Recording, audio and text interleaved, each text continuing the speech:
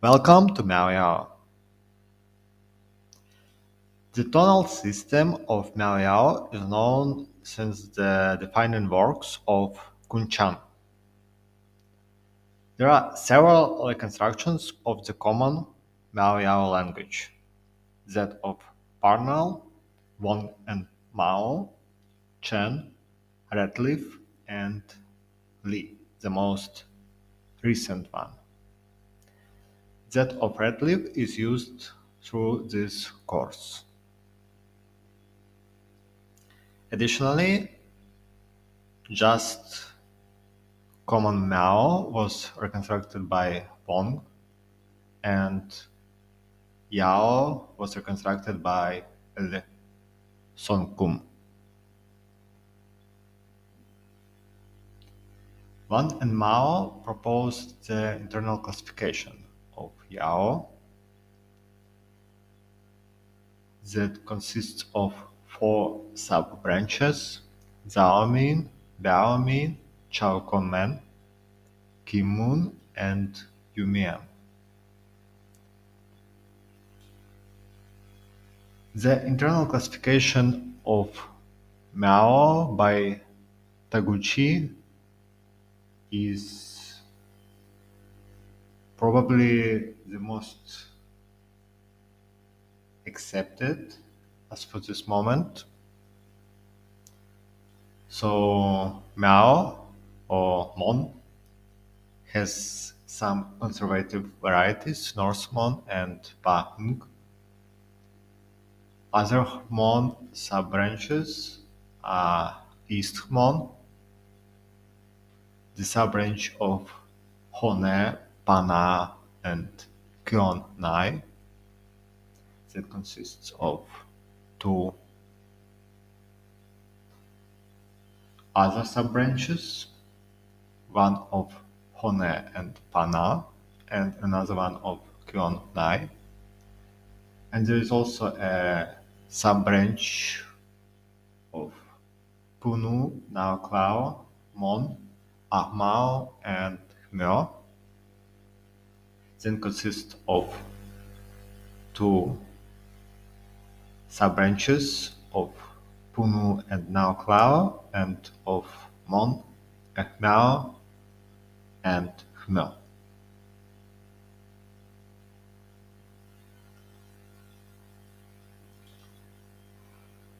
Some common Miao-Yao words have so-called pre-initials.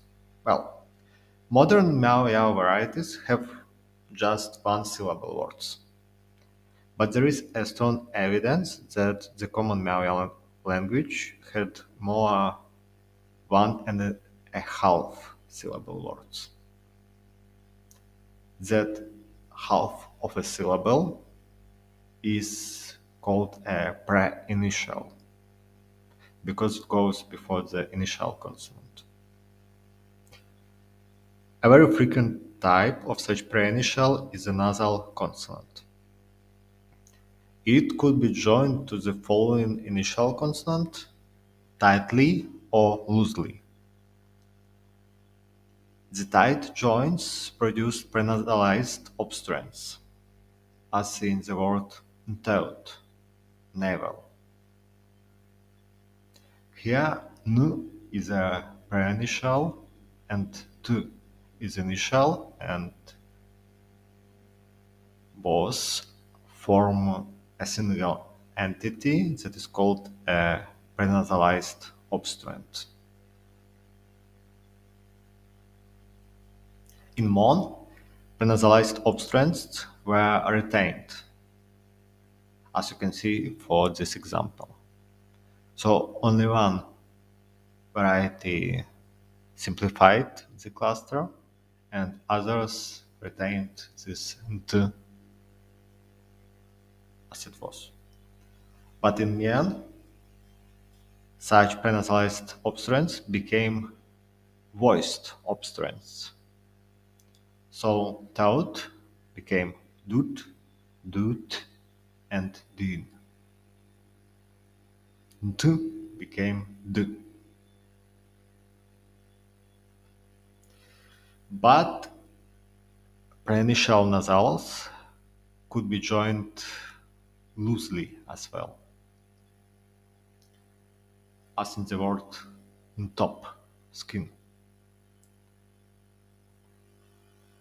Such loosely clusters were simplified in Hmong.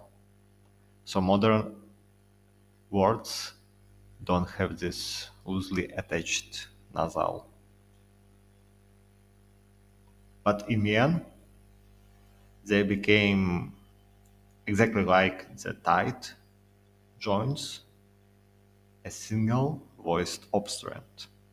So on top became dup, dup, din, and dip. Another and very interesting possible prenasal is a voiceless sonorant, originally probably s.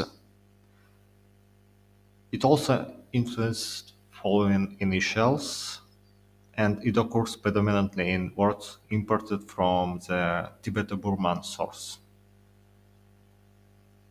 For instance, as a part of a word that is known in Tibeto-Burman as an animal and body part prefix. And it derives originally from a common Tibeto-Burman word for animal flesh.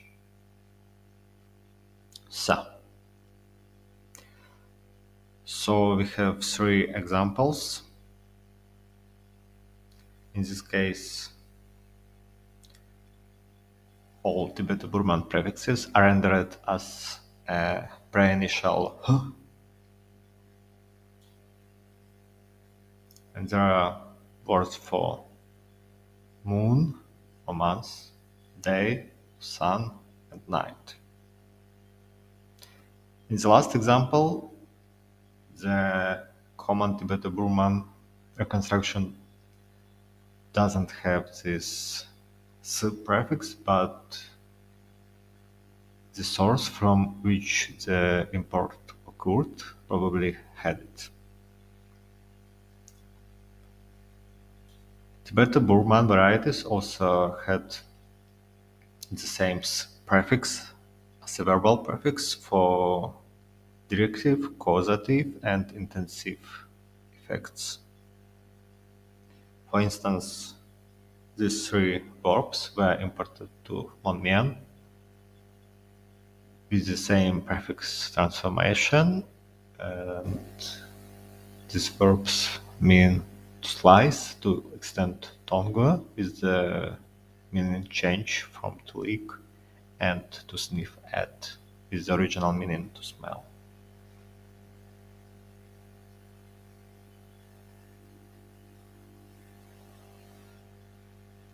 There are also some irregular sound correspondences between initial consonants in modern Hmong-Mien varieties due to completely unknown prefixes.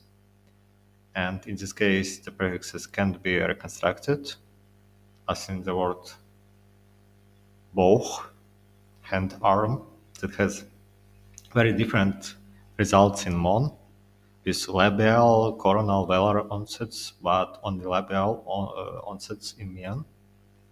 In this case, it is unknown what influenced these different Hmong reflexes, so an unknown prefix is assumed. And as you can see, pre-initials and prefixes, it's the same thing, but we talk more about pre-initials in the sense of a sound, structure, and prefix is its role in grammar. There are also some pieces of evidence that help us reconstruct nasal pre-initials. For instance, when the word in common Miao-Yao language had n pre-initial and m initial, the pre-initial was dropped in most modern varieties, but in moon variety, it replaced the initial, so M was replaced by N, and it gives us good evidence about the pre-initial, about its nature. And it can be exemplified with the common Miao-Yao words for to have, to go. And exactly the same thing happened to M sequence. So when M was a pre-initial and N was an initial, the pre-initial was dropped in most modern varieties, but in Pahng variety, the initial N was replaced by the pre-initial M. And it can be exemplified with words for bird and rain, and the word for bird also has M in its cognate word from a different language family, from Malayo-Polynesian. Malayo-Polynesian manuk, bird, have its M, so it gives us additional evidence that there was a M pre-initial. Additionally, there is a Hmong variety. It has some strange reflexes with initial velar nasal sound that could be a trace of an ancient nasal consonant in such cases. However, the words with such correspondences belong to very different categories, so it's unlikely that they joined the same grammar morpheme.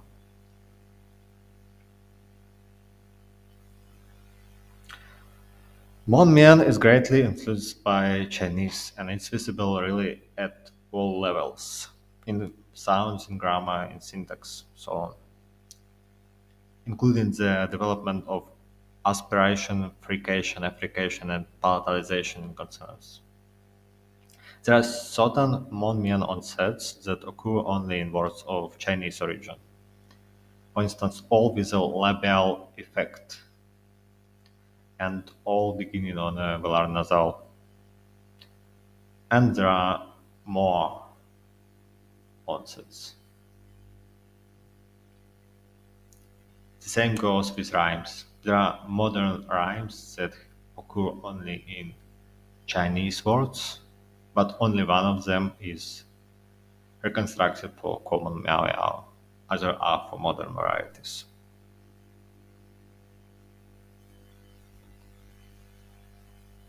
There is also one interesting situation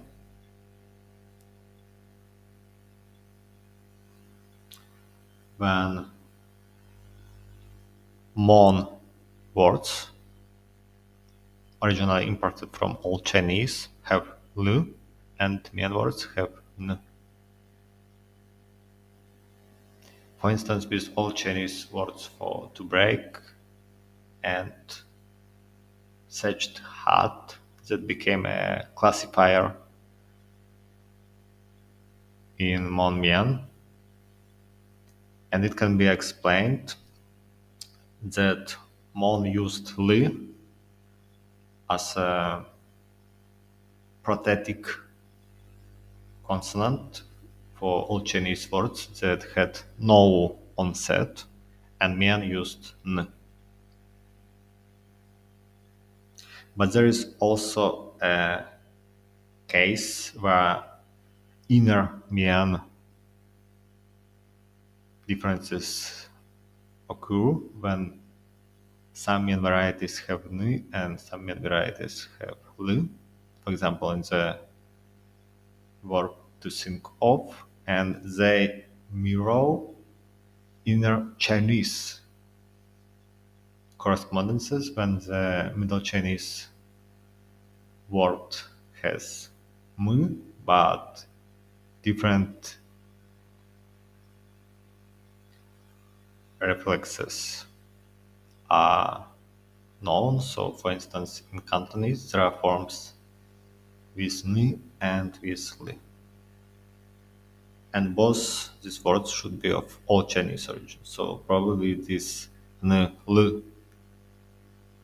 interchange has its roots in Old Chinese. Also, probably vowel length distinctions and the whole process of tone development occur in Hmong-Mien due to Chinese influence, but this question is a complicated one, and we will talk about this lightly.